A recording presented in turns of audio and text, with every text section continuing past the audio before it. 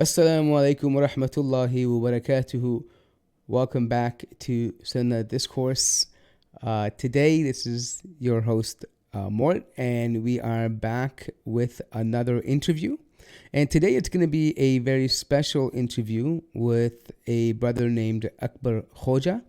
And he is an ex-Ismaili, and we are going to be having a discussion about Ismailism again, which will be a continuation of some of the work that we've been doing previously. We've released some other videos in the past regarding this, and so we wanted to continue along on that path so we can bring some clarity and we can shed some light into this mysterious world that most of the Sunnis do not know of and are completely unaware of.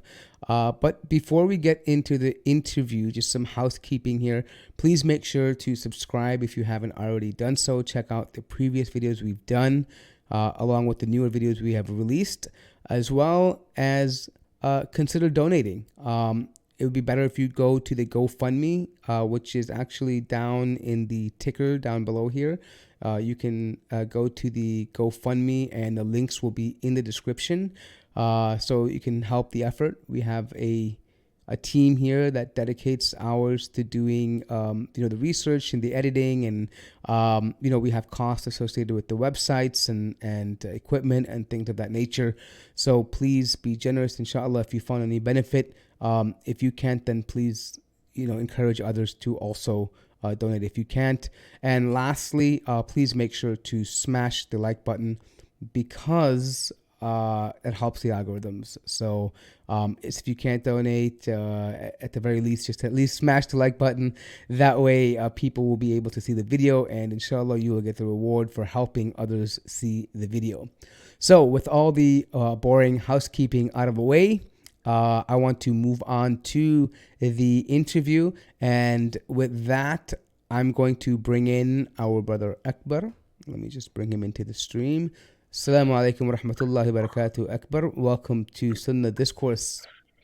Walaikum assalam wa rahmatullahi wa barakatuhu. Brother Mort, I'm thrilled to be here. Thank you for having me. Oh, it's our pleasure and our honor. You know, I know we kind of scheduled this a few weeks ago, and it just sorry it took me a while to get in, but I'm glad we had the opportunity today. So we'll just jump right into it. At this time, I think people would probably just want to know a little bit of who you are in the beginning. I believe that early on, I think you were born into an Ismaili family. Is that correct? Yeah, that's correct. I'll just take a step back and tell you who am I and what do I do and where do I come from. So yeah, born in a typical Smiley family, raised up as a Smiley, a very staunch Smiley. I used to actually teach in the Ismaili institutions, which are the RECs, the religious education centers, which they have also called night schools. From there, I made my journey to Islam after studying for about 12 years there, which is equivalent to a high school, right, in school terms.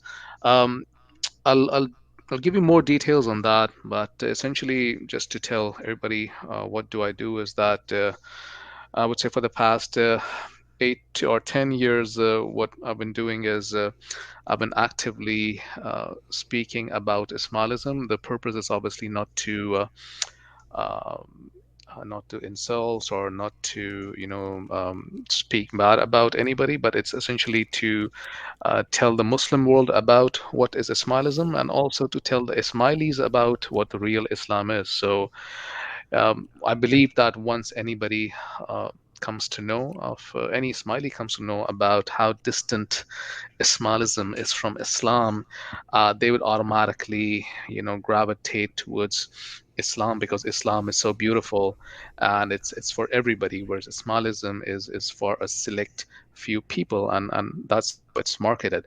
I've been doing this through a few, I would say, outlets. First is I made a website called rethinkingismailism.com. The rethinkingsmuslim.com website has about 100 articles or more most of them by myself and others by, fellow contributors from the ex-Ismaili community. um, Very well written articles, and we also have had refutations to our articles written from the Ismaili side on the, for example, the Ismaili Gnosis website, and as a result, we've written a response as well or updated the articles. So essentially, a lot of claims which with the new Platonic claim which Ismailis make or the scholars make. I mean, the lay Ismaili is usually unaware of such claims. You would find rebuttals on them on our website. The other outlet is the YouTube channel, Rethinking Smallism, your YouTube channel, where we do weekly podcasts or interviews on different topics which should interest Ismailis on, what's the imama versus khilafa, imama in the Quran, what are the qualities of an imam, you know, stuff which essentially provokes the thought of a normal Ismaili, and makes them think about what similarities or dissimilarities does Ismailism have with Islam. So that's what I do. I have a few other outlets on Twitter and so forth, but I think the main work focuses on primarily on YouTube, and then the website, and then some on Facebook. So that's what I do. You would, if you want, I can dwell more upon my childhood and what made me come towards Ismailism, but I'll let you drive the ship. Yeah, no, I think that would be a good place to start because a lot of people don't know what it's like growing up to as an Ismaili, right? I would assume that a majority of Ismailis tend to blend in their communities of the same ethnic background. So Mm, people just see them as neighbors and people maybe not without too much information. So perhaps mm, maybe it'd be a good place to start where you kind of talk about your upbringing, what it mm, was like growing up as an Aga Khani, and then maybe I'm not sure if your community was mixed with Sunnis, and maybe talk about how your interaction that were was, and that would be very interesting, I think, for some of the listeners. absolutely. I would love to talk about that. So, a typical Ismaili is brought up in a very, very closed, I would say, space socially, because you are strongly discouraged to have Muslim friends. So your friends are, um, you know, your parents and your siblings, they all encourage that you have only Ismaili friends, right? And any non-Ismaili friends or Muslim friends are frowned upon, including the Shia side of things. So they don't really encourage any other friendships. The result is that um, as Rasulullah SAW said, that a person follows the ways or the religion of his friends, right? So they don't want you to be exposed to that side of Islam, right? um, so very, very close space socially, as I said. We used to follow a strict regimen, more for making sure that I go to the religious education school, religious education center, that is REC, every evening. So it happens 5 days a week, just like a normal school. So a normal day in my life used to be, go to school, come back, do my studies, and when it's around 6 o'clock or 6, 7, whatever the time for prayer was, we would pack up and go to. The parents would go to Jamaatkhana, and within the Jamaatkhana premises, there would be a religious education center, REC, or night school, as I used to call it, and it would run the same on the same pattern as a normal public school. So it would have grade 1, 2, 3, 4, 5, 6, 7, 8, 9, 10, and then grade 10, grade 11 and 12 used to be HRE, which is a high religious education, and grade 13 and 14 used to be ARE, which was advanced religious education. Essentially, you were eligible to become a teacher once you've passed your HRE, and that's the path I took. So I did my night school. I did all my Ismaili studies. I did passed my HRE and became a teacher. I taught for a while, but at the same time, I was looking into a lot of um, other religions, I would say, including Islam, right, and other branches of Islam, and I finally made my decision to leave Ismailism. But yeah, Yeah.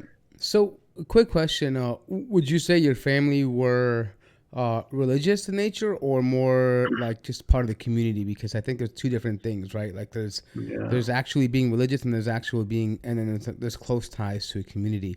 So I'm assuming since you went to night school or whatever they call it, I mean, were your parents actually practicing Ismailis that believe in the whole rituals and everything? yeah, I would say pretty strong followers, very, very, staunch followers of Ismailism because my parents would get up at 3 in the morning every day and go to Jamaatkhana, right? So that takes quite a bit of dedication, right? Even most practicing Muslims would find it difficult to get up and pray Tahajjud, where Ismailis, staunch Ismailis, would get up at that time and go to Jamaatkhana, and they would really say it with pride that we are the only community who does that and so forth. But yeah, I mean, to answer your question, my parents were extremely religious, but going to the REC or the night school or the British Education Center, it's not something which only a very religious or strict smiley would follow, right? Or make his or her children follow. Going to the REC is something which is taken as a default. I mean, you can't be a smiley kid and not be in the REC. If somebody were to, for example, I told you that we would go to the Jamaatkhana, so parents would go to the Jamaatkhana, the main building. We would go to the smaller building in the same compound, which is the night school. If anybody would see a kid with his parent in the main Jamaatkhana, they would have a very polite conversation usually, and they would strongly recommend to have the child enrolled in the REC, and parents also are okay with that because it's kind of a babysitting service for them as well, for the early years. Mm, okay. But it's by default. So all Ismailis would go through that brainwashing cycle, which takes place in the REC, and they would teach you concepts about, for example, how does the Quran refer to imama, right? And they would take several verses out of context and teach and quote them. The other thing which they would teach is Ismaili history, a lot of which is, kind of lopsided, one-sided, kind of made up, many parts missing in the Ismaili history as well, as you know. Um, the other thing they would teach are the ginans. Now, ginans are the hymns which Ismailis sing, pretty close to how Hindus sing their bhajans, right? So that is something which they would teach in the RECs, religious education centers.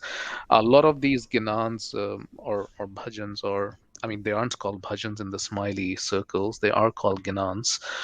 A lot of these ginans have very, very questionable statements in them. Ginans such as, Moment Chetamani and, you know, for example, I was just telling you backstage about, for example, the five pillars, right? uh, the Pir Imam Shah who writes the Ginan, he would say that as a mu'min, you would need to follow the five pillars, and he quotes the five pillars as um, don't speak foul from your mouth, don't hurt anybody with your hands, don't see any evil with your eyes, don't hear any evil with your ears, and so forth. Right? I mean, it would be completely contrasting to what Islam is, right?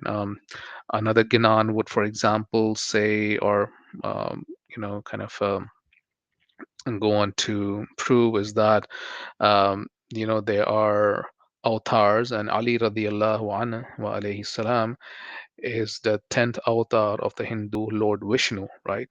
So these, very, very strange, even though Ismailism does come from initially comes from a Neoplatonic philosophy, from if you read the works of Abu Yaqub Sijistani and so forth. But over the years, there has been a lot of Hindu influence on especially the Ismaili communities which live within the lower, or say southern parts of Pakistan and India, right? Like Gujarat and Bombay and so forth.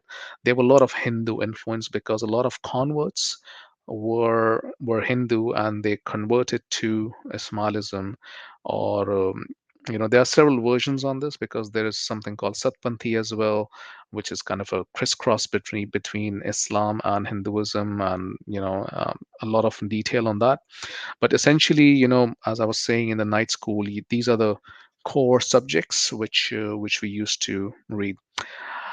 So in that course, one statement which constantly popped up in my mind was that why do we make sujood to the Aga Khan, right?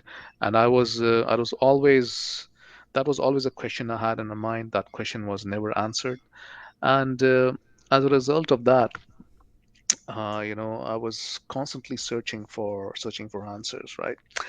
Um, a lot of time passed, and I read up on all the religions and other branches of Islam and other strands and other schools of thoughts and so forth. But I perfectly remember one of my friends told me that you know Akbar, why do we make sujood to the Imam, whereas in the school, in the normal public school, right? We study that we should only make sujood to Allah subhanahu wa ta'ala, right? And that stuck in my mind. That was a constant thorn in my, otherwise brainwashed smiley mind, right? That why do we So, do so this? sorry. What do you mean the regular school? You mean like the out? You mean public school Yeah, or? yeah, Oh, because so you yeah, mean they because heard about the Muslims that they would worship only and make sujood only to Allah, and then yeah, in the night absolutely. school they heard that you have to make sujood to the Imam. Yeah, and not only did we study that, did we used to actually practice that in the main Jamaatkhana. The pictures of Aga Khan used to be across all the four walls of the Jamaatkhana, right? Recently, what they did, not very recently, it's been like 7, 8 years, that they've removed those pictures from the front of the Jamaatkhana and they've moved it to the sides because they did get a lot of questions and objections. Not that anybody else saw it, they were getting questions from within the Somali community that when we make sujood, it physically appears that we are making sujood to our imam, which shouldn't be, right?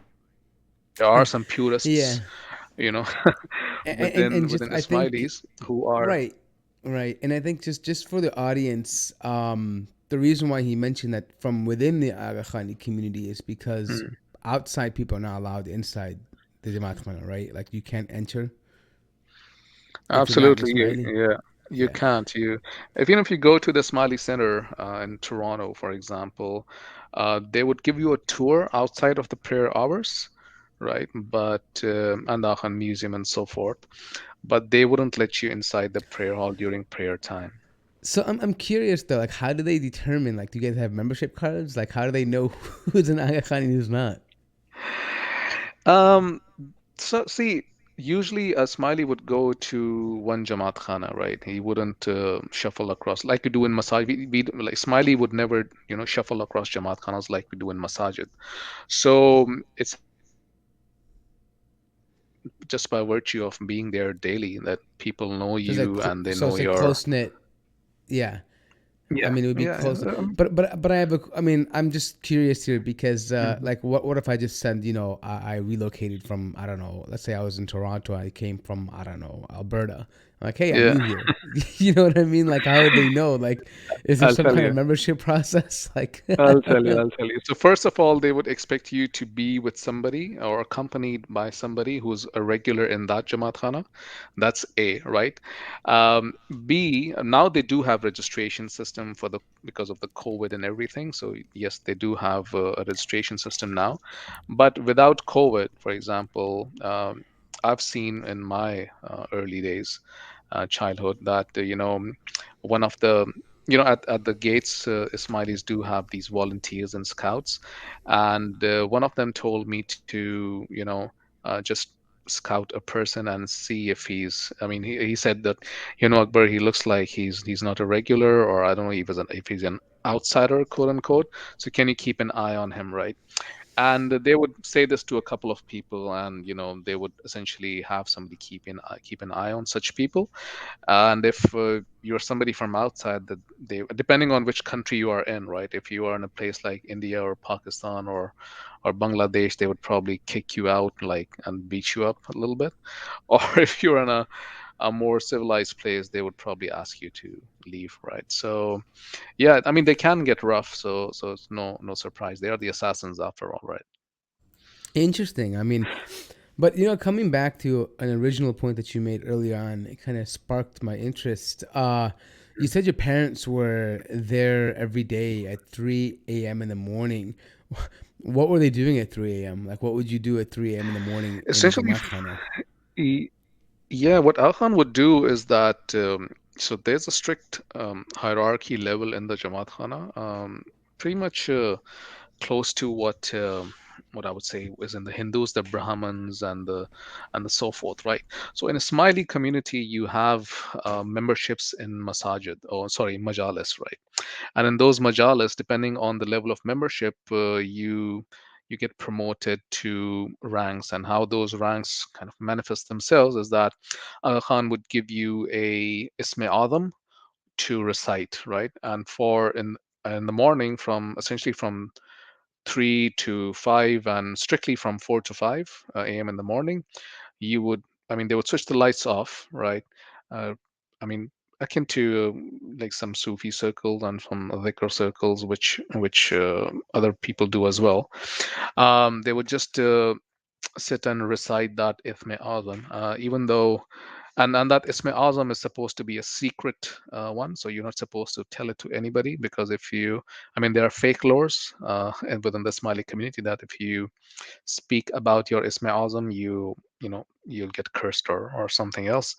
But essentially, it's a silent zikr from essentially between 3 to 5 in the morning, and then around 5:20 a.m. they have their morning prayer. So essentially, it's no activity. It's just silent, lights out dhikr, which they recite. The most common Isme Azam is Al Aliyu. That's what normal smileys get. Everybody thinks it's unique to them, but essentially that's the most common one. Recently, they've started giving out other names of Allah subhanahu wa ta'ala, just to, diversify the Ism Azam. But essentially that's what happens, Mort, in the mornings in Jamaat Khana. Okay, interesting. Yeah, I was just curious because I mean, 3 a.m. To do things, it seems a little bit early, but I mean, very interesting nonetheless. But so moving along in terms of like the Aga Khani process here. So apparently, only certain members are involved or have a hierarchy. There's also a outside, there's a closure to the outside world, Hmm. and most of you guys are kept like within this cult like bubble for the most part, right? Like you only have Aga Khani friends and classmates Hmm. and teachers, and so I guess the biggest thing is you mentioned that I think one of the forms of the indoctrination is something important that you mentioned about the Aga Khani history, in which they teach in their own way. I'm going to assume that they paint the narrative that the Aga Khanis were like almost like in victimhood, meaning that we're continually oppressed and we've been, this is our history. And going back to the Imams, we've always been killed or beaten or killed or whatever it may be. And then maybe like bringing that guilt and then possibly going on to this fabricated history about these unknown imams, or is that similar to what happens over there? Yeah, essentially what happens from, I would say, grade 1 to grade 10 is that you would study short periods of Ismaili Imamate history, and then grade 11 and 12 you'd study them in detail, right? And essentially the picture they paint is that, yeah, you're right, Mort. It's part of the indoctrination that, it's to the very core of the Ismaili belief is the principle that we Ismailis, as they say, right, have an uninterrupted and unbroken chain of imama from the time of Ali radiallahu an to the present Imam Karim Aga Khan. That's their claim. So all of the gaps between these two personalities is essentially has to be filled, right? And they do fill it. So they do have the Fatimi period, right, where they did have the Ismaili or the Fatimi Khilafa, right, and then they had the split with the Bohra. But and then after that time, in normal history books, you would find that there's no mention of any Ismaili history or no presence, right? And suddenly, out of the blue, and Aga Khan the first and Aga Khan the second, they used to function as peers, Ethnoshari peers, rather than any imams. And then came the claim of being imam, right? And being from the Fatimid lineage of imams, because there were Ismailis in Syria as well, Arabic speaking Ismailis, genuine Ismailis who had descended from, who were the remnants of the Fatimid rule, right? So they had their present day generations, and they were all surprised as to, like, where did the Imam come from? Like, there was no Imam for the past 400 or 500 years, and suddenly there's this guy in India who works pretty closely with the British, and all the Khans have done that, well, for the first, second, and third, and he's claiming to be an imam. So at that time, those Ismailis, they did have some Shari practices such as fasting, praying, wearing the veil, hijab, right? Those are all abolished by Al Khan, especially Al Khan the third, right? Because he didn't want any of those practices to stay alive within the community, because he wanted his community to be quote unquote progressive, and progressive means leaving the Islamic law behind, right? So essentially, Right. yeah, the study, the history which they teach is essentially very, very, I would say, rosy picture of what the Ismaili history is. They would not mention about for example, Hakim bi Amrullah, right? I think it's a 16th Ismaili Imam. He was the one who you would read in, for example, what's that book, the Tariq Fatmin in Misr, right? The author writes that, and it's from several historical sources, that he would ask his citizens to make sujood to him, right? Yeah. So this was Hakim bi Amrullah.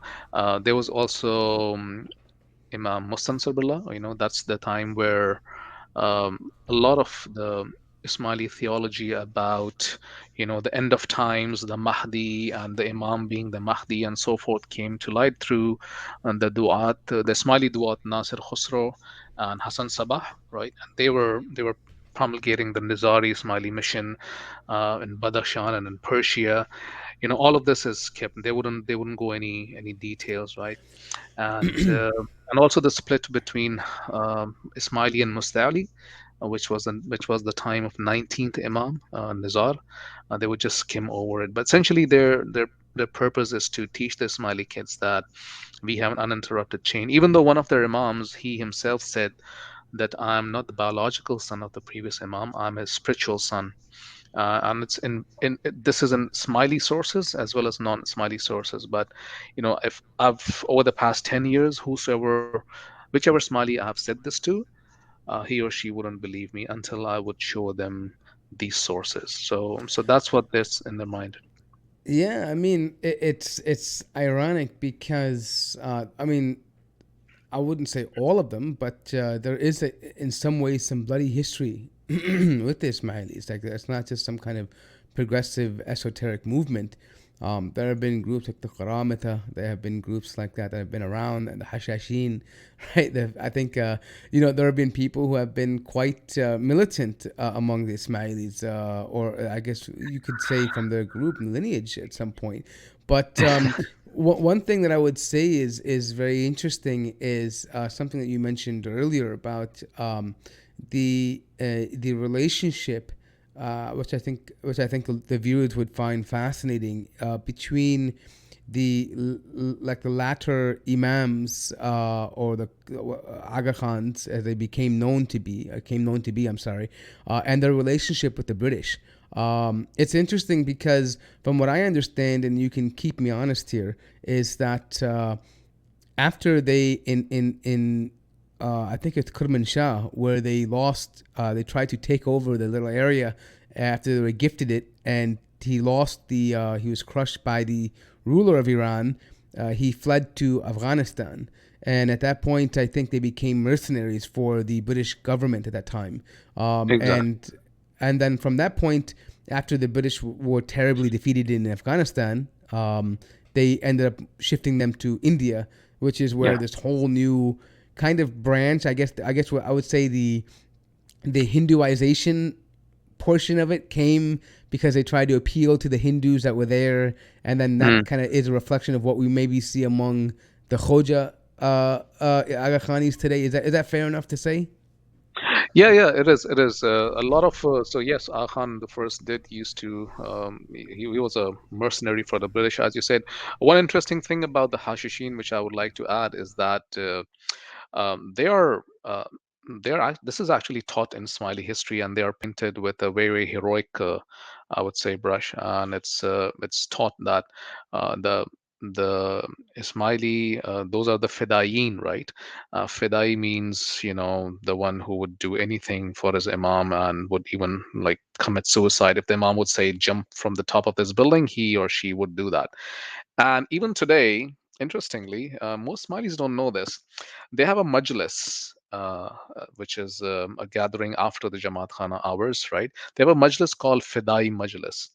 And that Fidai Majlis, it actually pays tribute to the assassins, right? And what they did, because, we all know that they were the ones who killed Nizam ul Mulk, and several other figures, including Salahuddin, were targeted by them. So they actually, most Malis, like I said, don't know this, but the Fidai Majlis does refer to the assassins, even though there have been several attempts to say that, oh, all of these are, folklores, and there's no such thing as, the stories about the assassins that they would create a fake heaven and they would drug their mercenaries and drug them into doing, unimaginable things. But that's their history. Sorry, but the real point was something else. What were you talking about? The relationship The between the British. British Yeah, yeah, yeah. government.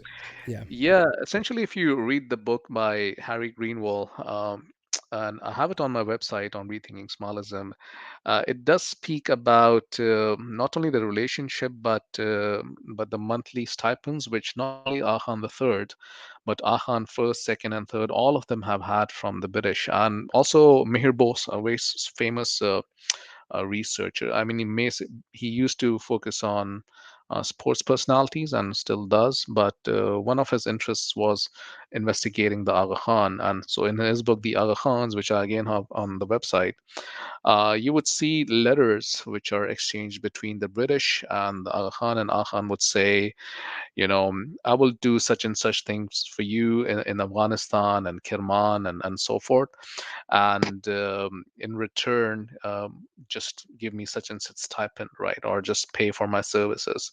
So essentially, that used to be the trend of all the Aga Khans. And even today, you would see that Karim Aga Khan, even though he's recently moved his headquarters from France to Portugal, he still maintains very, very close ties with the British monarchy.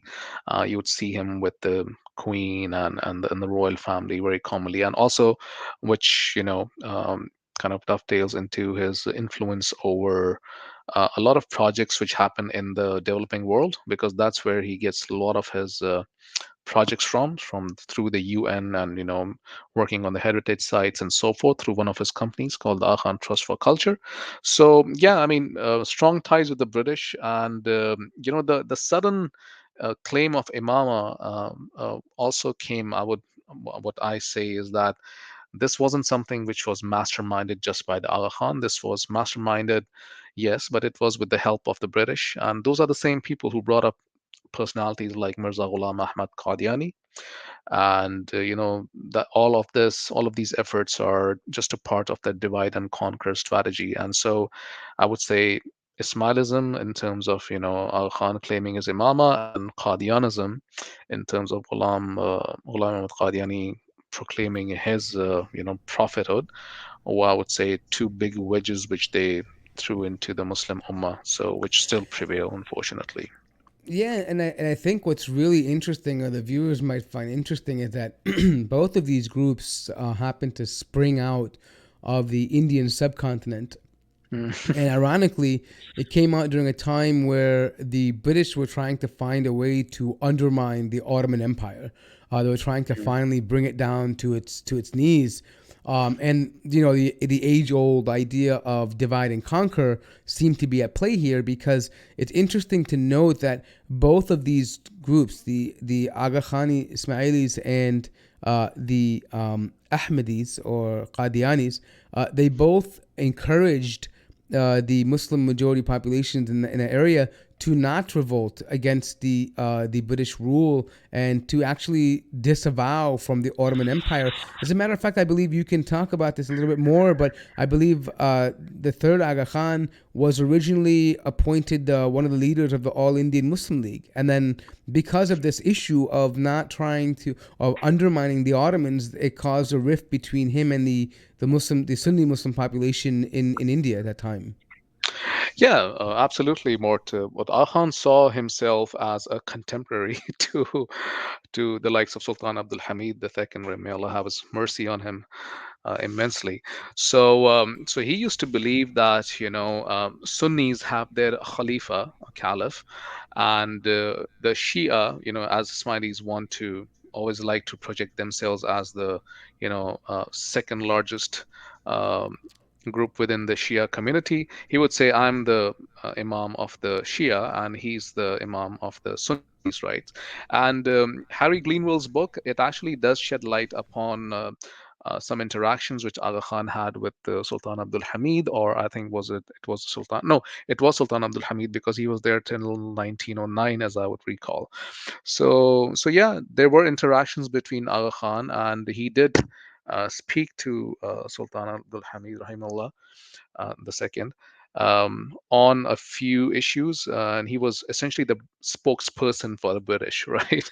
So yeah, I mean, there was this role, and that's how he saw himself. So talk about a little bit about like why that period was important for the Aga Khan to be close to the British, because I think some people may not realize the benefit that he received, because I know that obviously, I mean, it's pretty easy to understand why if someone wanted power to cozy up with the British, but it doesn't. It seems to me there were points in that relationship in which the Aga Khan, even at some point himself, felt like that it wasn't reciprocated, meaning that I think there were times where the Aga Khan wanted help in particular areas in different throughout the Commonwealth, and I think at some point Britain decided to say, well, you know what, we're not really going to get involved with this, and the Aga Khan felt like there was a slap in his face because of that. So what was the significance of this relationship? I would say it was huge. It was huge. I mean, there are a few court cases which Khan fought under the auspices of the British Empire in Bombay High Court, which were ruled in his favor, and they were, I would say, instrumental. Uh, I think that's kind of underplaying it, but instrumental is a small term, but they were huge, I would say, in determining the authority of Aga Khan over his Jamaat, right? First was the Aga Khan case, very famously called Aga Khan case, and in that case, um, Aga Khan presented, and this is Aga Khan presenting it, and it's in the Bombay High Court website papers. You can download it. Any Smiley can go and verify that. So in that, Aga Khan claimed that he was the rightful Imam of this community, and whatever assets this community had, right, were actually his assets. Essentially, what happened in that time was that the Ismaili community, or I would say it was actually a Khoja community, right? Because this case is also called the Khoja case or Akhan case.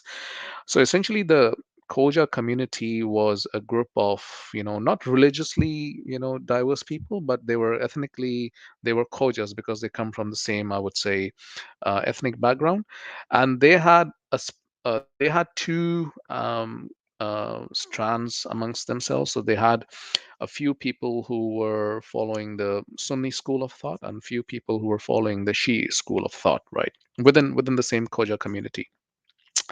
Now, Aga Khan came and he tried to exert control over the entire Khoja community in terms of their assets, in terms of the tributes which were paid, right? And he said, "I'm the rightful recipient of these tributes," which they still do till this day. These tributes, and this case was fought in the Bombay High Court, and in that very case, Aga Khan presented that Ali radiallahu an, as I said, is the 10th avatar of the Hindu Lord Vishnu, and that he is the present day um, manifestation, as they call it these days, manifestation of Ali radiallahu an. So that's a very blasphemous claim, I know. I mean, quite shocking for people who haven't heard of this before.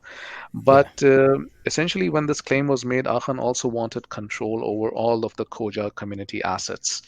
And the Bombay High Court Justice Arnold, still know his name, obviously detailed article available on my website, but he ruled in Akhan's favor. And as a result of that, all the assets of the Khoja community, even though the people who were with the Aga Khan, right, who were following the Shia school of thought, were a very, very small minority.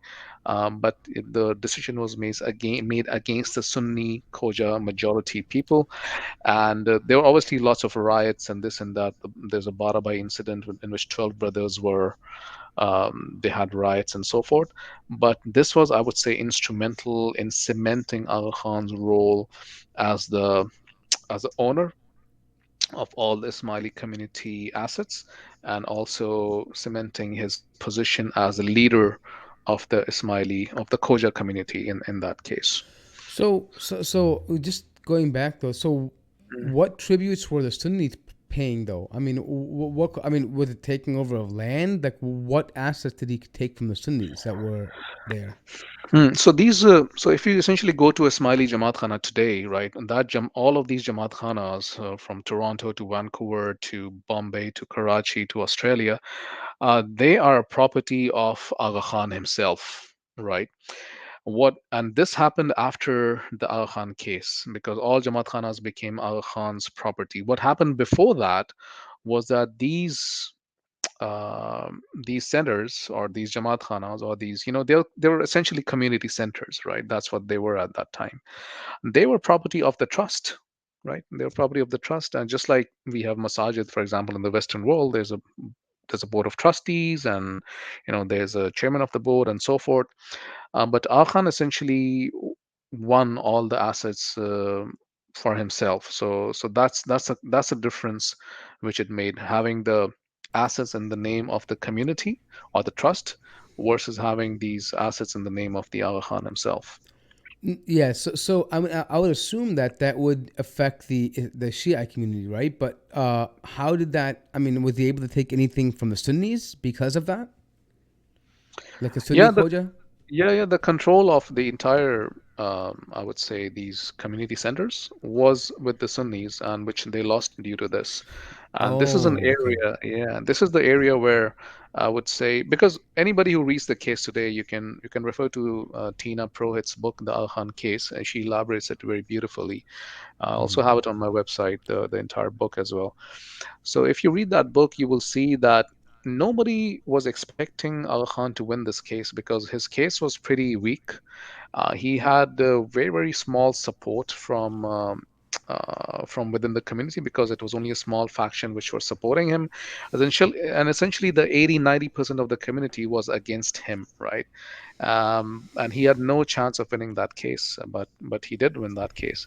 A similar thing happened. Another court case happened for so what happened was that Aga Khan, he excommunicated his the Aga Khan the third, now this one, because this was a second case. This was fought in 1906 or 1908. This was called the Haji Bibi case. That case was also ruled in Aga Khan's favor, and this was essentially Khan, Agha Khan the third, same Agha Khan which you mentioned of for the Muslim League and who had a role in the Muslim League, he had excommunicated his um, cousins from all of the inheritance which his father, grandfather, and father had left behind, right?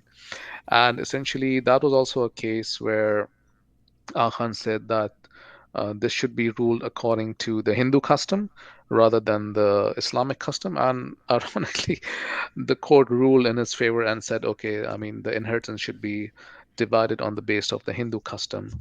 And that's why I always say that Ismailism is more closely related to Hinduism rather than Islam. I mean, saying things like das autar and all of these claims are, especially many practices as well in the Somali community, the ginas, the bhajans, the hymns which they sing are reminiscent of what the Hindus do. Yeah, I mean, I think if we spoke about the Aga Khan himself, I mean, it's just even this modern day Aga Khan, it's just appalling that people can believe that this man is someone they should direct acts of worship and prayer to, Mm, and give money to. I mean, this is a guy that's worth billions of dollars, and the funny part is the money is not an issue. I mean, people can be wealthy. Allah gives wealth, but the fact that to think that he is Masum and like he's riding around, on a jet ski with the aura uncovered, and he has like women in bikini around him, and there's booze around it, right? Like things like this, like that you would think a Masum person would never mm, be around. Like especially if you were to read accurate history of the imams or even the alleged imams they're claiming to follow or be in tradition of, it would seem mind-boggling that someone would be able to accept a man like that to be infallible and to be one worthy of prayer and worship and even spiritual guidance. And I think that's a big issue. And maybe you can talk about that because I think this might highlight something that some of the listeners don't know, which is the idea of the minor kiyama and the major kiyama, and it's that role in terms of how he behaves and what he allows and what's halal and haram. Maybe you can kind of now would be maybe a good time to talk about that. yeah, essentially, and it's actually the reason behind a lot of Smileys thinking that whatever the Imam does, whether it's going around on a jet ski with his aura uncovered, as you said, whether it's running the largest private bank in Pakistan called the Habib Bank, and also the Diamond Trust Bank in I think it's in Africa, somewhere Uganda or I think Kenya, and running insurance companies, whatever it is, right? At the core of their belief of their is the principle that Sharia has been abrogated, right? This is and this was done by the 23rd Imam. His name was Hassan the second, but the Ismailis referred to him as Imam Allah Zikri Salam, which means upon his mention be peace.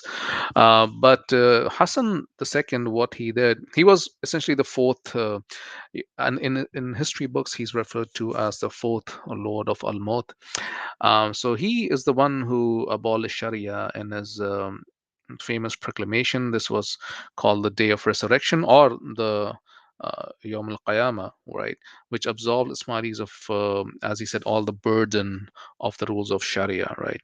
And this was done in Ramadan during a fast, right? He called upon all of his followers, gave them a sermon and said that, and at that time, Hassan the second, he was not the Imam at that time. He was speaking on behalf of the Imam, right?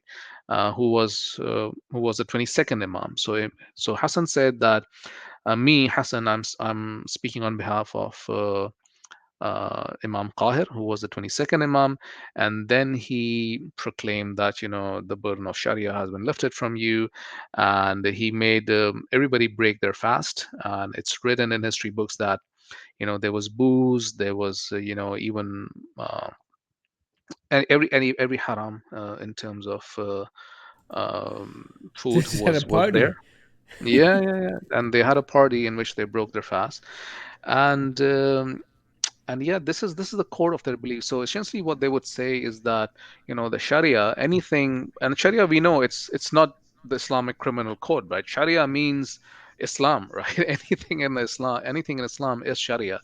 So if somebody says more that Sharia is abolished, essentially that person is saying, I don't abide by anything which is in the scriptures, right? So that's where this comes from. Yeah, I think it's a big problem because for us the Sharia, the principles of it come from the Quran. So if you say I don't believe the Sharia is applicable today or it's any use, that means you believe the Quran is not of use to you, right? I mean, this is what you're essentially saying because there are ayat which talk about rulings and what's permissible, what is impermissible, and so if you are willing to just dismiss that, then obviously that throws into question your faith. But it's funny because I believe some of them will defend this by saying that, well, the only reason why there's a qiyamah Stughra is because of the persecution of the Aga Khanis and the Ismailis. And so, in order to survive, in order to thrive, and we don't have a leadership now, whatever excuse they give, the Imam will temporarily suspend aspects. Like they'll use very clever terminology, right? Like we will suspend certain aspects of the Sharia, and then they'll go on and make the theological case or the jurisprudential case that, oh well, for example, if you're starving in the desert, you can eat pork, or for example, Umar, he canceled the punishment for stealing The during criminal the code, yeah. right, exactly. So how do you respond to something like this? How do you when you deal with them, like when you, like, let's say you were to bring this up to an Ismaili today, and you say, Mm. well, what do you think about this, and he responds with this. What's something that you would typically respond to that as a response? Typical response to this is that Imam is the Shari. Sorry, Allah subhanahu wa ta'ala is the only Shari, right? Imam is the, if any, is the representative of the Shari, right? And he would just implement his rules. And even Rasulullah sallallahu alaihi wa alihi wasallam, he wasn't allowed to change any of Allah subhanahu wa ta'ala's rules and any of his his guidelines, right? On top of that, what Hassan ala dhikri salam, or Hassan the second, did was he was actually, Ismailis were in power at that time, even though they were fighting with the Sunni Khilafah. They were in power at that time as far as Al Mort was concerned and the Fatimid Empire was concerned. So this change wasn't made in a time where it was a necessity of any sort. This change was made inspired by the teachings of Hassan Sabah, uh, who was not the direct teacher, but Hassan the second. He was inspired, and by the way, he's called Hassan the second because Hassan Sabah was Hassan the first. So he was inspired by the teachings of Hassan Sabah, who claimed the kiyama, and also the Ismaili duat at that time. Qadi Nu'man and Abu Yaqub Sajistani, they were all, back and forth during this time. They wrote and they propagated these ideas inspired by, the Neoplatonic philosophy about, the Ismaili theology, in which they would say that, there are seven doors or seven periods, and there is a natiq for each period, and there's a wasi for each period, and there are seven imams in each of these doors, right? And they would propagate these ideas to just I would say market the esoteric interpretation of the Quran and whatever, and validate essentially whatever their imams used to put out as their rules or farmans or their guidelines. Yeah, no, definitely, and I think that this is kind of, for those that are unfamiliar, this is the rise of Bataniya, like where you would basically this esoteric, and it's not just the esoteric understanding, but the fact that only a select few have access to this esoteric understanding of the Quran and Islam, and that everything else is simply just an illusion. It's just something that people are doing the wrong way, or perhaps by ritual, but there's really no meaning in that. And so, essentially, this idea of being able to say, I can reinterpretate whatever it is. I know the true meaning.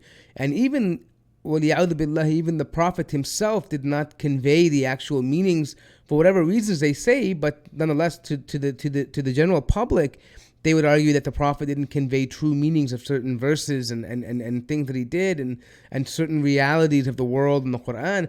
And obviously, one can see, if you are a Sunni Muslim or even someone with common sense, how problematic this could be. When you have a group of men that decide that they alone understand the true meaning of certain verses and events, that leads door to suspicion, right? That, hey, you know what? Well, how do I know you're not just making up things for your own favor? And I think this is what really the crust of the matter is, like the real meat of the issue is that what authority do they have to speak on these issues at the end of the day? Yeah, exactly. And what Smiley theology implies is that the Prophet sallallahu alaihi wasallam, as you said, he did not give out the true message. And essentially, what he was doing was just because he was practicing Islam in the physical sense, he wasn't practicing Islam in the same esoteric sense which the Ismailis claim, right? So, are you claiming? I would say to Ismail that, are you claiming that the Prophet sallallahu alaihi wasallam, he didn't understand the esoteric meaning? Ali radiallahu anhu, up till Imam Jafar Sadiq, and whosoever imams, the Ismailis would believe in, all of these imams would practice prayer and fasting and hajj and zakat and everything, right? And up to a point where one imam comes and he says that, all right, the sharia is abrogated. But interestingly, what happened was that another Ismaili imam, he actually became a Muslim, subhanallah. And that's also obviously omitted from the Ismaili history books. Imam Jalaluddin Hassan, he was just the third imam after Hassan II, who abolished the Sharia.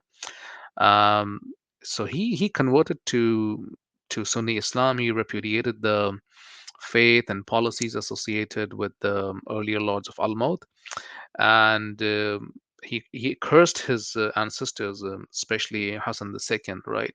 And he burnt his books. So this is written in one of the books which I can refer. I think it's called Ethics in Persian Poetry.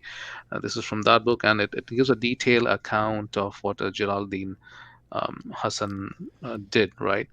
Um, so so he also invited Muslim theologians from Iraq and Khorasan, and he was actually, so Ismailis did, obviously some of them did also convert to Islam at that time, and some of them, they revolted against the Imam and so forth. But the next Imam was again, after a few Imams, this was again kind of institutionalized that the Sharia is abrogated. So it's still practiced today. I mean, that's how the Ismailis remain till today.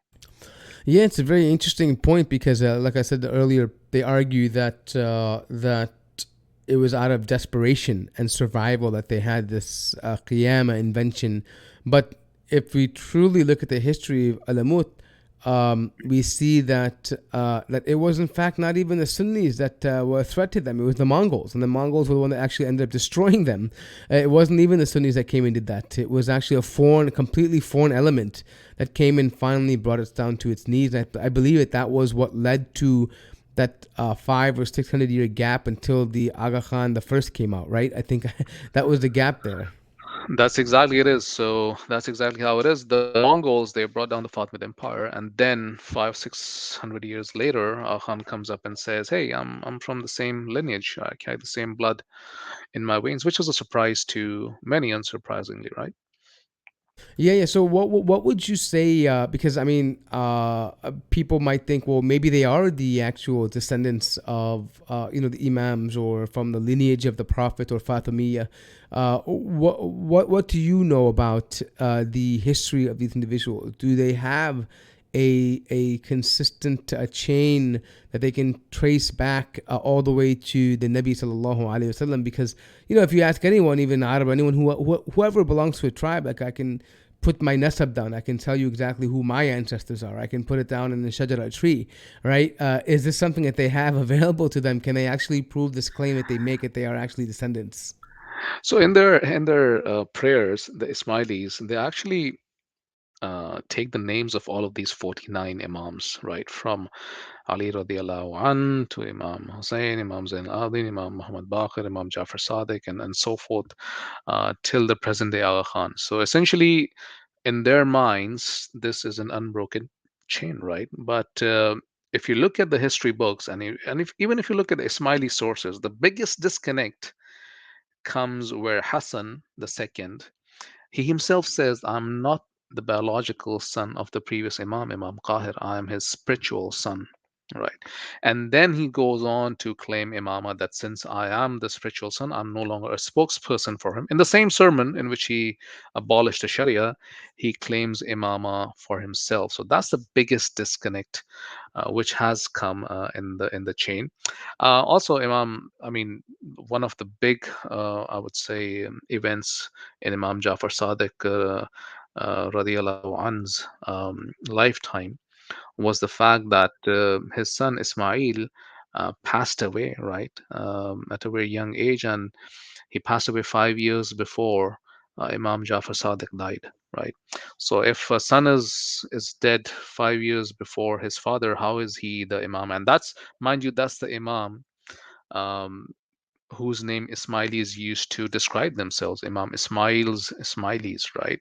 And even he died 5 years before his father, and then they even skipped that and ignored that, even though, like I said, it's in Shia sources, it's in Sunni sources, it's in Western academia. Everybody knows these facts, but there are several disconnects within the Ismaili chain of imamat, and there are a lot of details on this which are there on the website if anybody would like to look up, but there are several disconnects. Yeah, so I think what we can establish from this is that there is no direct lineage that goes back to, and it's probably in fact like the Aga Khan himself or his lineage directly is not from even an Arab ancestry. It's probably something more of a Persian or Turkic ancestry. Would It that be is. fair to say? It is. He comes from Persian ancestry. That's 100%, because the history you find in any Smiley would find would be till Aga Khan the first, right, and that would go to Iran and then Afghanistan and then moving to Bombay, and from there Right. he moved to France and then Portugal, right? That's the, as they call, the seat of the Ismaili Imamate. But essentially those have, that's the only history which is known. Nobody can prove any Arab lineage, and plus all the other Khans, they've been marrying into Westerners. So they're the last one, I would say, Ali Muhammad Aga Khan, who's the youngest son of Aga Khan. He's 75%, I would say, Caucasian. So he's a mix of German slash whatsoever, and only 25% he is, or 20% is Asian Right. or Yeah. Persian. Yeah, Yeah. No. No. It's interesting because when you look at them, like, man, these are like Anglo. You think of Anglo people, like when you look at the family of the Aga Khan, right? You're like, oh my God, what happened here? But I mean, not that it's a problem, but it's just that it just doesn't seem to fit in line with what they claim about their ancestry. But I mean, that could be argued in the case, whatever they want to say. I mean, I mean, as far as their offspring, they're free to marry who they want to marry. But I think that the meat of the issue is that the original Aga Khan who was given this title, the first, I don't believe there's any solid evidence to suggest that he comes from any single Arab lineage, or even furthermore, even from the Husseini or Fatimiyya lineage. I don't think there's any solid proof or that could be given to support that. And I think that was something that they don't like discussing too much, because a lot of this idea of imama, it depends on this. If they don't have this unbroken chain, there's really, it's just a culmination of a bunch of crazy people that wanted power to just make up rules. I mean, if there's no unbroken chain, because the whole idea of this unbroken chain is what solidifies this sort of divine command and divine authority. Once that is broken, then there is really no divine authority. There is no divine command anymore. I Absolutely, think, and that's the case. yeah. And You're right, Ismailis don't want to discuss this at length. They would usually discredit any evidence you throw at them in this regard, even though, like I said, this evidence comes in their own history books. And For example, if you read the book The Ismailis by Farhad Daftari, and that's published by the Institute of Smiley Studies. Even in that book, this piece about Imam Hassan, or Imam Allah Zikr Salam, as Smileys would call him, his claim that I'm not the biological son of the previous Imam is documented, but they would just, skim over it, discredit it, or use any excuse to just ignore it. So let me ask you this now, moving along, just kind of shifting gears a little bit.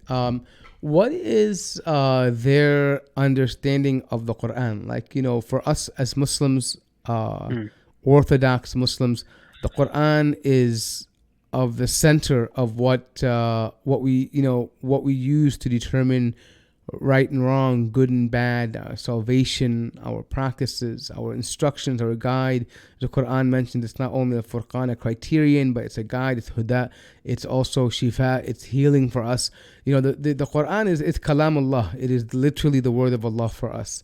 Mm. And obviously one cannot be a Muslim from orthodox positions if you don't accept the perfectness of the Quran and the preservation of the Quran and its divine nature, right? And now, how does this translate over to the Ismaili beliefs? Do they have a similar understanding, or is it something entirely different from what traditional Orthodox Muslims would believe in?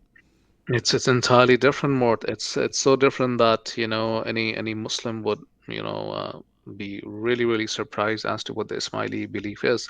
So if you listen to or if you listen to this, there's a Howard educated Ismaili missionary, and what he essentially does, he puts out the thoughts which were inked by Abu Yaqub Sijistani and Qadi Noman and the likes. They would argue that wherever uh, Quran is mentioned, right, or Kitab and Mubin is mentioned, right, they would equate the word Kitab and Mubin to Imam and Mubin, and they would say that Imam and Mubin is Agha Khan. So if you look up these appearances in the Quran about Kitab and Mubin and Imam and Mubin, they would say that this refers to the Imam. So for example, if Allah subhanahu wa ta'ala says that we've documented everything in a clear register, and Allah referred to Lawh al-Mahfuz in that verse, which is the, I think, 12th ayah of Surah Yasin. Um, Ismailis would say that, oh, everything is manifested in the Imam, right? In the present day Imam, which is the Agha Khan. So whatever Agha Khan says is the Quran. It's not the Quran which the literalists, and that's what they call the Sunnis. What the literalists say, it's the Quran which we only know, as they would say it, right? For Very them, interesting. yeah, it's. I mean, can you believe that somebody would not believe in the Quran and still claim to be a Muslim? And Ismailis don't even. I mean, when I was a Ismaili, Mort, I never had a Quran in my home. Most Ismailis, staunch Ismailis, they don't have a Quran in their home, right? And this was not just in my house, in our entire family, which was like 7 8 families at least, and 15 20 families in the extended family. None of us had a Quran in our house because we didn't follow the Quran. The Quran to us was a historical record of whatever events happened 1400 years ago. It had nothing to do with the present day. All the commandments in the Quran, including the forbidding of riba and hijab and wudu verses and Surah Al-Ma'idah. Everything was not applicable because the Imam, we used to believe and the Ismailis believe even today, is that the Imam is the Shari', and he has the authority to change the Sharia, and he's the word of Allah, right? Because if you look at if you read Abu Yaqub Sajistani, right, he describes four well springs, right, and he says the first is the intellect, right, which is the universal reason or the mind. He says the second is the soul. The third, he says, is the natiq, or the prophet, right? And he says the fourth is the founder of the interpretation, and who's the point of contact for the mortals, and he is the imam. So for them, imam is the one uh, who relates to the soul or the universal intellect, or universal soul or the universal intellect. Both of them are separate, obviously, and that's the terminology which he implies. He says, for example, he would say imam, or the founder of interpretation. He would say he's responsible for tawil, right? And the prophet is responsible for the talif, which is, talif means writing down something, right? At the higher level, this universal soul is responsible for tarkib. Tarkib means, designing or putting together or strategizing, right? And the universal intellect, they would say, is responsible for the ta'id, right now, which is giving his, I would say, permission, or ta'id means permitting something, right? And by virtue of allocating this, I would say, authority to the Imam of Tawil, you would find very, very strange things in the Ismaili Tawil, including something which I recently read was his tawil of, for example, wudu, right? And he would say, the reason you wash your face is because the holes in your face, they refer to, for example, the holes in your ears, they refer to something, and very strange philosophies. And they would say, even Hajj has a tawil, right? And they would say the Imam is not only the Quran, but the Imam is the Kaaba as well. So looking at the Imam is now billah, it is actually Hajj. So Hajj for a Ismaili would be just looking at Aga Khan. Can you Is believe that that? why they always get excited when they have like the jubilees or whatever it is, like where they get to, oh, we're gonna see the imam, we're gonna see the Aga Khan or whatever, and they all get the Yeah, line up. And yeah, it's a yeah. very strange thing. I remember seeing a video in Syria, and I'm wondering, like, I was just mind boggled because here these are people who speak Arabic, and Mm. they see this guy who can't speak a lick of Arabic, right? And he's, it's just very strange to me. Like, they have to, the imam who's an imam of Rasulullah is the one who can't even speak the language of the Quran, and you need a translator to speak to your imam. Like, it just is so mind boggling to me. I don't understand. Yeah, it's very unfortunate. Ismailis are so far away from Islam, and I can relate to that because I was a Ismaili, right? So, Ismailis are so far away from Islam that they sometimes, not sometimes, they usually find it difficult to see the huge gap between Islam and Ismailism, right? They have no idea what things are there in Islam. They know, obviously, they do scratch the surface, as they know, like the testimony of faith and the prayers, the Muslim Salah and Hajj and Zakat. They know that, right? but Hmm. but they are so far from the scripture, the Quran, that they wouldn't be able to see that, oh, so the Quran clearly says this, and what we do is absolutely, on the opposite side of the spectrum.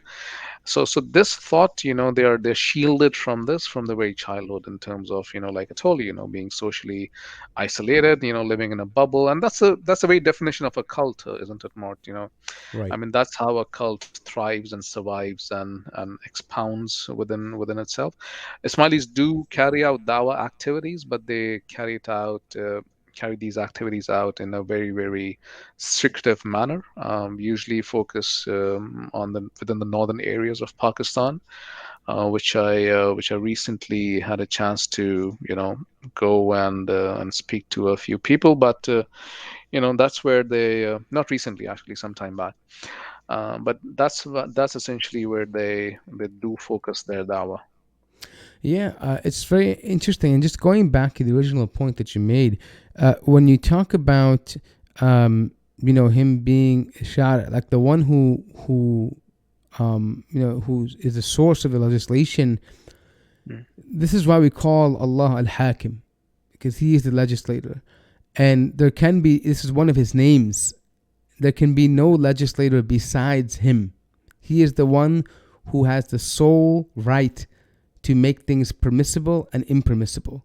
And this is actually an ayah in the Quran. اتخذوا أحبارهم ورهبانهم أربابا من دون الله.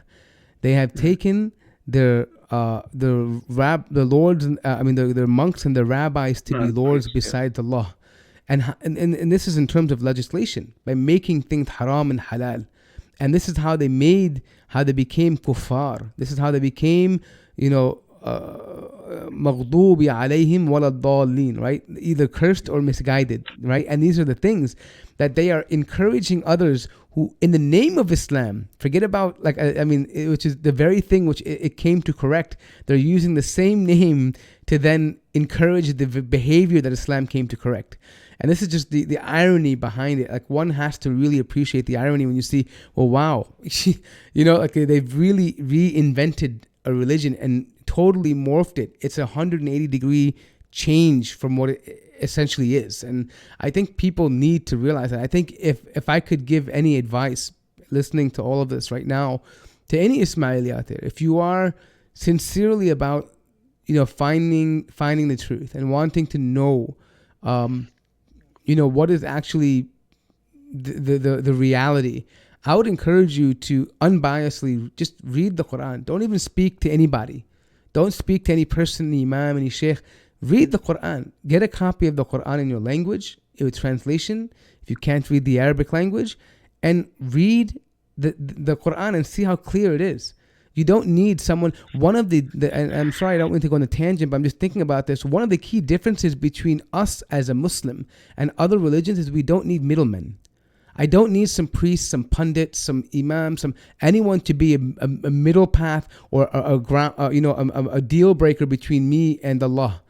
I can read His words directly, and it's clear. The Quran is revealed clearly for even the common man or the one who wants to ponder on the ayat of Allah subhanahu wa ta'ala. It's meant for everybody. And I would implore you guys to just literally, read a Quran. You can do it online. It's free. You don't have to pay anything for it. If you want to hide it, it's in a web browser. You don't have to worry about it, right? It's available to you. Just what excuse will you give to your Creator when you meet Him on the Day of Judgment, when you had everything available to you at the tip of your fingers, and yet you chose to believe something that even in your heart is ludicrous, that a man could have this much power, who's innocent, who's infallible. I'm sorry, and I mean, this is you have to appeal to the aql. As it's funny because I always say that the Akbar Khanis love to talk about aql and the use of aql. Where is the use of aql when it comes to this? Right, this idea of it's eternal, like a co-eternal universe, and this created being as coexisting with Allah in your theology. Like, these things are just they're not adding up, and so I just wanted to get that advice out there to them, that just read the Quran. If you really have any doubts, I can guarantee the Quran will take away those doubts that you have. May Allah bless you, Brother Mort. That's a very powerful message, Alhamdulillah. And I would just echo what you said. The Quran is the guidance for Muslims. There wouldn't be any Islam without the Quran, right? So if a group is claiming to be Muslims, right, then go to the source which gives you the name of Muslim, right? It is the Quran, where Allah subhanahu wa ta'ala calls us Muslims. And see for yourself, as you said, Mort, what are the differences between what Allah subhanahu wa ta'ala has legislated and what the Imam, with due respect to him, has legislated. So it's a huge difference. I mean, uh, one of my, I would say, greatest moments in my journey to Islam came when I saw the Aga Khan, right?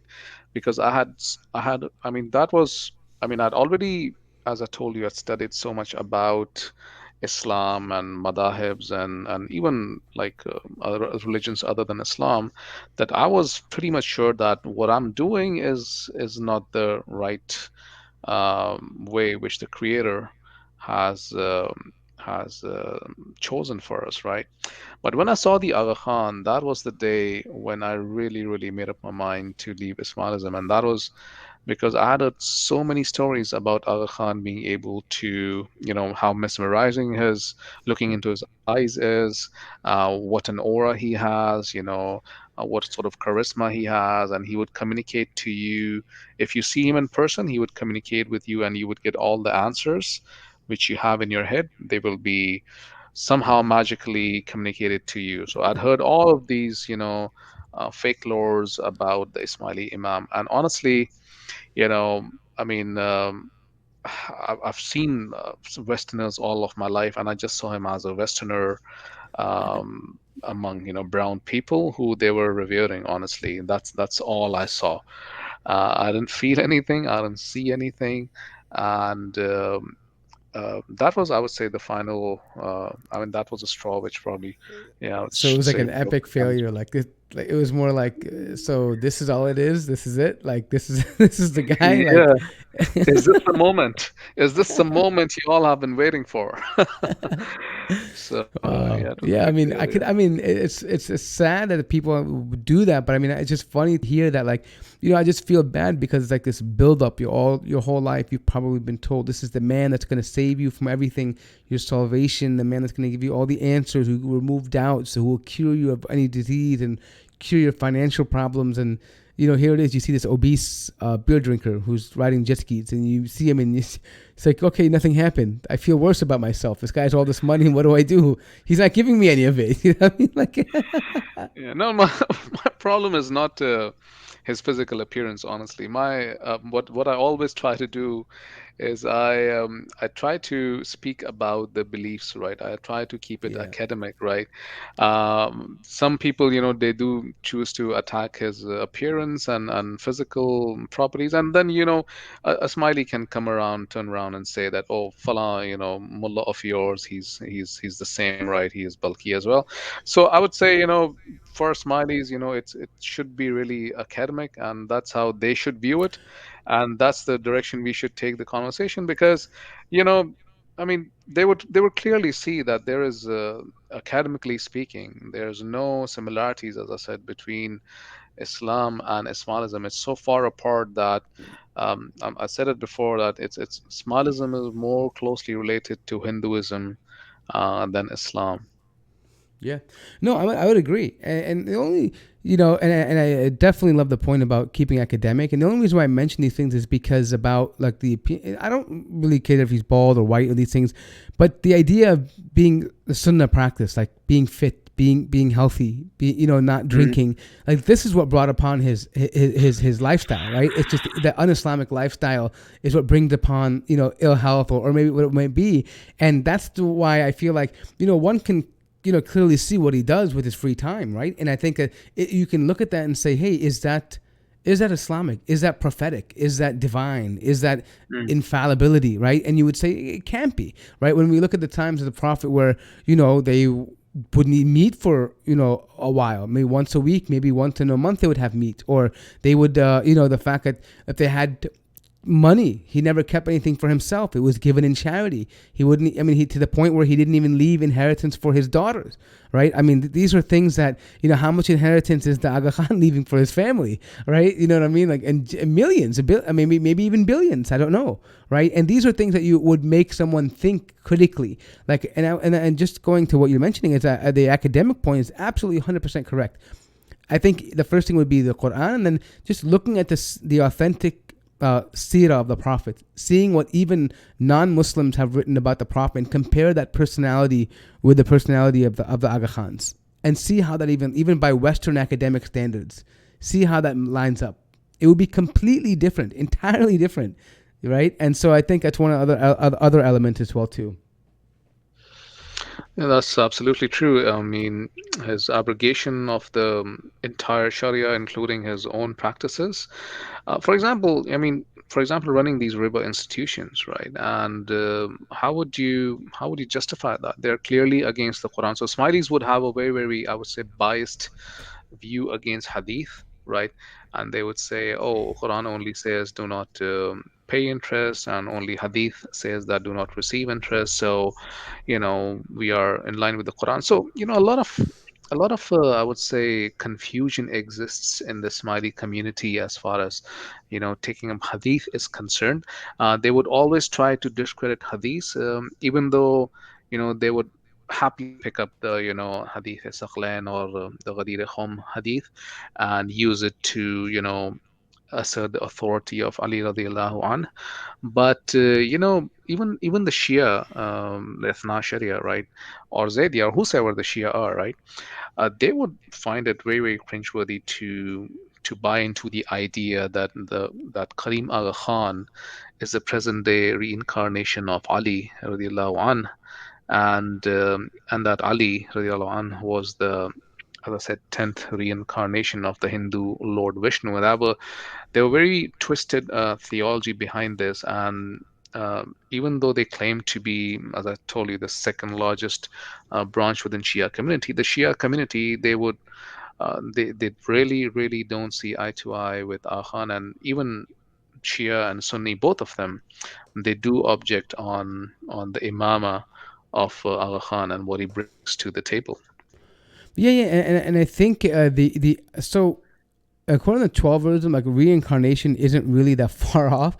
But here's the biggest problem. I think people may not be making the connection, is that he's reincarnation of Ali, but in their minds, Ali radiallahu an is also Krishna or Vishnu, whatever, one of the Hindu gods. Essentially, what the Aga Khan is doing is he's deifying Ali and then saying he's a reincarnation of that deity, right? Essentially. And so he's making himself a god. That this is in reality what's happening. Without saying he cannot say I am Allah, because that would sound very strange for people to hear, anyone who claims to be a Muslim. So the simpler way is to say, oh, Ali is that deity and I'm in reincarnation of Ali. So it kind of smooths the transition.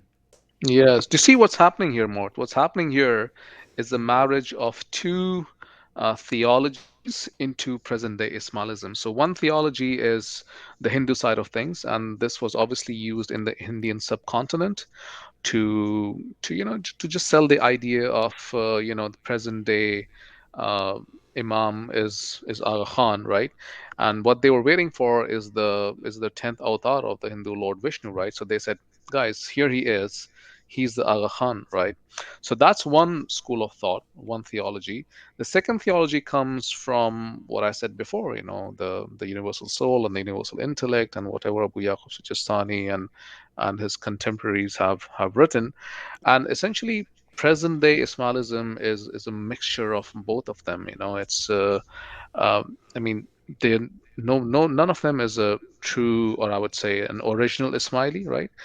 They are just Aga Khanis, as I would call them, right? And Ismailism is, as you said, it came to an end when the Mongols brought the Fatimid Caliphate down.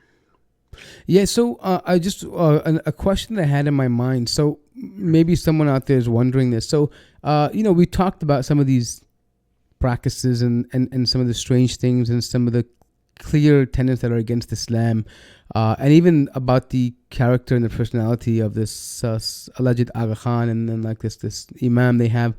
But people on the surface level may look at the Aga Khan Foundation and see a bunch of charity work they do. Especially if you're from Pakistan, you'll see that there is like Aga Khan Medical College, which is like supposed to be something that it's phenomenal, right? Apparently in that region, like people go to school there, they get treated in the hospital. Plus, I'm sure they have institutions in Africa all over, which nonprofits, which they allege, and apparently they're involved in community outreach, and they have mission statements all over. So are these in fact organizations and NGOs that actually do provide benefit and service, or are they just kind of a cover for other things? Because I do want to be fair. If they are providing services, I think it's important to say, hey, well, this was the wrong we mentioned, but actually, in fact, here they do have some good in it. You know what I mean? So what's your take on that?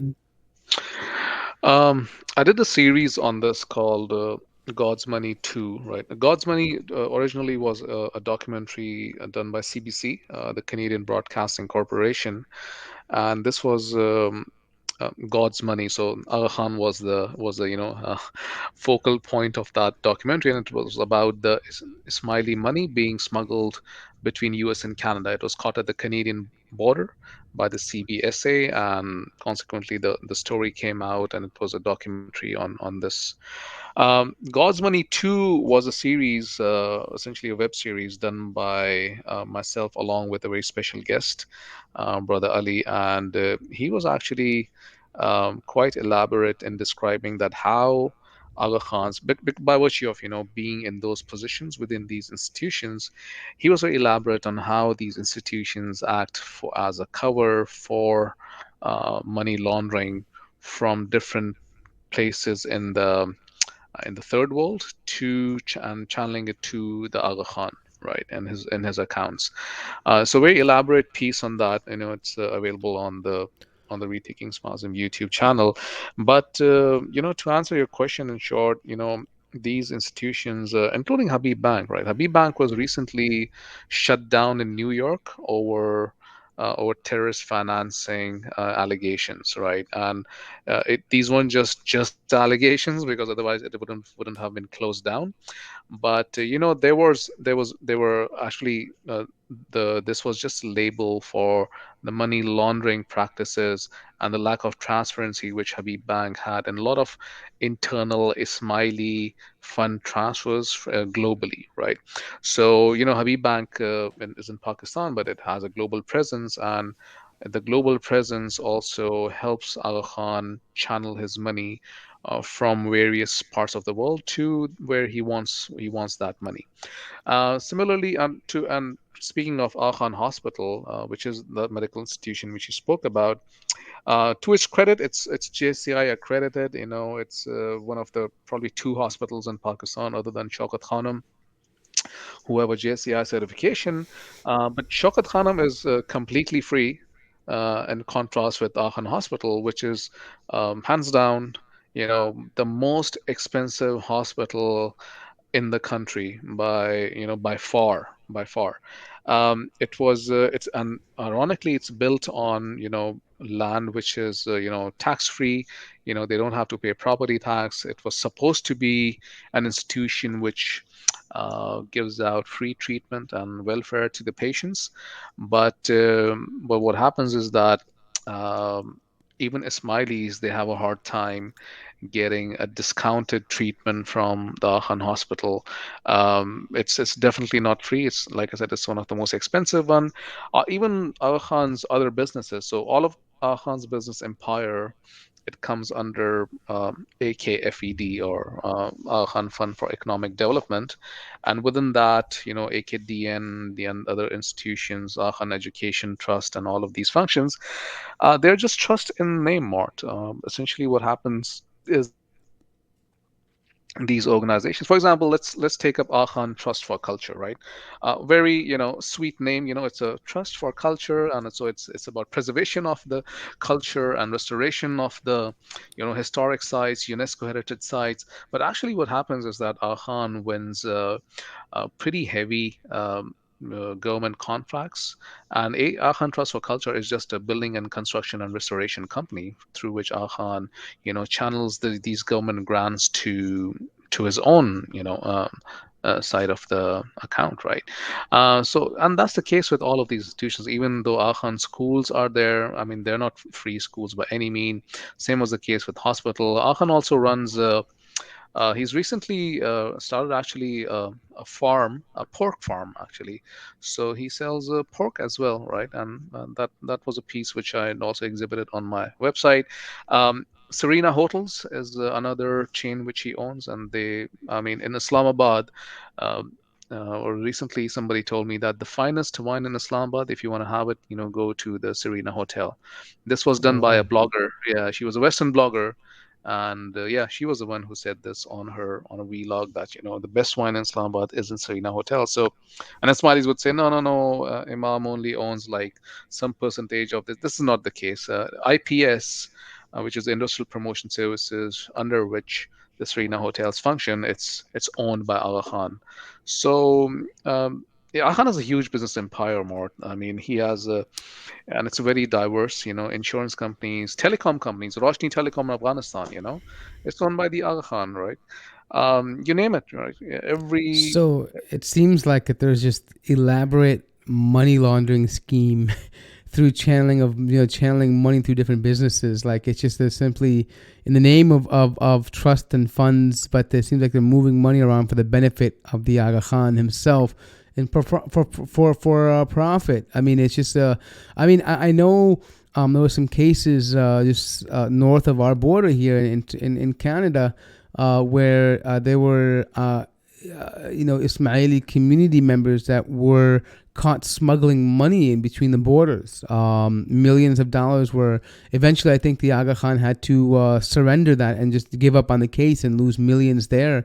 Also, I remember reading about some proposed development center for cultural and heritage that they were going to do, and the Aga Khan won the bid or got it from the Canadian government for very little money or for nothing almost. And for I think almost a decade now, there's been no progress, and they've decided to he like subleases leases the property out to other tenants, and the government's now wondering, well, why do we give it to you for free, tax free, if you're making money off of it? Like it's just a very confusing thing that I always read about when it comes to his businesses. Yeah, that was I did an article on that I think 3 or 4 years back on Rethink Ismailism. So yeah, what happened was this was a global center for pluralism, Mort. Hmm. And Akhan, and the Canadian way is to promote pluralism and have inclusiveness, and all of these fancy terms, right? And Akhan Right. actually said that I'll hold the flag, and I'll build a global center for pluralism. He got some grant from the Canadian government, and nothing happened for, as you said, for quite a few years. And then what happened was that in Ottawa there's a building for a very, very prestigious, I would say, prime site, which was formerly Canadian Royal Mint. So Al Khan got that building on a 99-year lease from the Canadian government for $1, right? He made Wow. one office in that for the GCP, for the Global Center of Pluralism. All of the other offices, which were like 80-90% of the property, were rented out at market rates. Like, how ridiculous is that? Right. And for any Yeah. Somali not to see this, or any Muslim, or even a Canadian secular or Christian person to not see this as a daylight robbery and fraud is atrocious. Yes, absolutely. I mean, I think that this case is irrespective of religion. This is just by secular law. The man is robbing the people. I mean, he's a modern day thief. The corporate thief, and that's just how There's no other way to describe that. But I do I do want to kind of sort of wind down here a little bit. So I wanted to offer this last segment to you just to give a chance to speak to Aga Khanis that are listening and maybe thinking about some doubtful areas in their faith and just maybe trying to reconsider or just having a second thought. I want you to take this time to perhaps make that make a case for them, in terms of, or advice to them. If you have something to share on the screen or anything you want to do, just let me know and we can do that too as well. Sure. I mean, I do have a lot of information to share, but you know, I wanted to end this with um, some nasiha, right? Some advice to my Ismaili brothers and sisters who are watching this, who will watch this in the future or any point in their lives. By experience, I know more that every case is different. Every person who is contemplating leaving Islamism for Islam has so many thoughts in his or her mind and questions. They are about, social support. They are about social rejection. They are about family kind of distancing you from them. But to me, all of these issues are once you have the proper aqidah that Allah subhanahu wa ta'ala would never give you Jannah unless you are tested, and that goes in the very explicitly in the Quran as well. That did the believers think that they will be given Jannah without being tested, right? And so these challenges, these tests are part of the journey. There is no Ismaili who hasn't gone through a difficult time before coming to Islam, and even after coming to Islam, it does take a while to normalize relationships with anybody, any of your family members, right? Your family members, your parents might be Ismaili, your siblings might be Ismaili, but one thing which you as a Ismaili shouldn't do right now is ignore, because you have to die and you have to answer to Allah subhanahu wa ta'ala at the end of the day. And you'd always talk about, as Mort said, about the universal intellect and using intellectualism and thinking, right? Allah subhanahu wa ta'ala says, "Afala ta'qulun," right? What didn't you think? Like, didn't you ponder, right? And that's an invitation, not only an invitation from the Quran, from Allah subhanahu wa ta'ala, but also a hujjah against you on Yawm al-Qiyamah if you don't use your brain, your intellect to just wrap your head around what's going on within Islamism, right? What kind of a theology would remain, or what kind of a religion or deen would remain exclusive to a small group of people, to the extent that no Ismaili would even come out and speak openly about their beliefs. In Pakistan, Qadianis were excommunicated due to the fact that they openly spoke about their beliefs. Ismailis would never do that, and what's the reason for that? Well, I would invite them to think. I would invite them to reach out to me, if they have any questions, because I have so many Ismailis, or potential Muslim Ismailis, who reach out to me with, and that's where I say that in my experience all cases are different. Everybody has a different experience. The mileage varies from person to person, from country to country, to family, and I would implore each and every one of you to look into Islam, pick up a copy of the Quran, and see for yourself if it makes sense or not. Yeah, jazakumullah khair for that. I mean, we're going to be putting all the links to this stuff in the description as well too, to rethinking Ismailism and all the other relevant links that we have here. Please do make sure to head over to their YouTube channel as well too, and show them support and subscribe to them. And check out the content as well to make sure that you guys do that, because it is important that we support each other in our da'wah, and that we encourage each other to make videos and content so that this can be reached. And if you can like videos and share them, they have a higher chance to be viewed according to the algorithms. So be sure to check out their channel and to see the work that they're doing. And if you have any friends or family members or acquaintances that are Ismaili and they are maybe having some questions, please don't hesitate to refer them to the website, or to get in contact with Brother Akbar. And I'm sure they'll be able to help them in their journey, or with their questions in that regards. Also, with that being said, please make sure that you guys also like this video. And if you haven't subscribed already, I don't know why you haven't, but make sure that you guys do that as well if you're going to like the video, and consider donating to our work. If you felt that there was some benefit and you'd like to see more of these kinds of videos and you want to support the team, please be generous in your support, and Allah will reward you, inshallah. Any closing thoughts before we wrap this one up, Brother Akbar?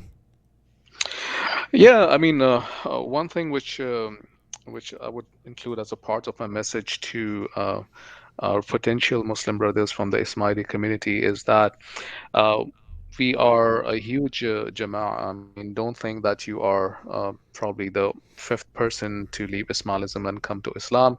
We have a huge community. We have presence in over 15 cities in the world. We have representatives, and we can connect you uh, to our ex-Smiley community members who are very well aware of the social needs and the social experiences which you need and which you had as a Smiley. And trust me, you will not feel isolated once you make the take the leap of faith from Ismailism to Islam. We're there to support you, inshallah. Perfect. Jazakumullah khairan. May Allah subhanahu wa ta'ala reward you guys in your efforts and accept from us and from you, Ameen. inshallah. And we hope to speak to you soon. Anytime you have any updates or anything, please feel free to come back, and we'll be happy to host you guys, inshallah. It was a pleasure and it's really an honor to have you. And may Allah accept all the good work that you guys are doing, and make it something that is a source of goodness for you on the day of Yawm al-Qiyamah, on the day of real Qiyamah, not this, not the other kind of Qiyamah they talk about. Ameen. Ameen. Allahumma ameen. Assalamu alaikum wa rahmatullahi wa barakatuh. وعليكم السلام ورحمة الله وبركاته.